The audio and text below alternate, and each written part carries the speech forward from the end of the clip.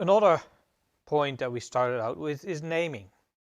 So how do we make good code? Well, we need to make sure that our code is really readable. Make sure that our code is structured well. So you put it into packages and files to group stuff so that it's easy to find what is where. You can put stuff into classes or into functions. And you even look at your statement. Are your statements easy to understand? Maybe I need to extract a variable so that the statement becomes clear because the variable name conveys its meaning.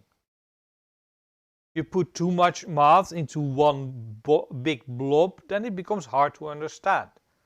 If you have a variable that you're only using in one place, it is peanuts for a compiler to say, okay, actually, I'm not going to use that variable, I'm just going to calculate the value and immediately use it. That is very easy to optimize. So leave that to the optimizer and you write readable code that is easy to understand by the optimizer as well as people. And in a way, when we look at sentences, so what you want to do is, in a way, you want to express the idea of your algorithm in a clear way. Come back to algorithms.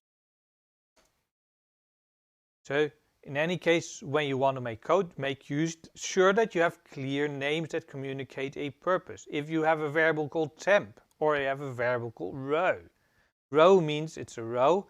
If you compare a row with a column, we know it's wrong. Or a row with a width, we know that that is maybe wrong or maybe not, but we can have a meaning. We can intuitively think, okay, there's something dodgy there. So one of the things you also want to do is keep your functions concise, make them do one thing, use empty lines in between them like you would paragraphs in a piece of prose. Try to keep your code simple and organize stuff in coherent files.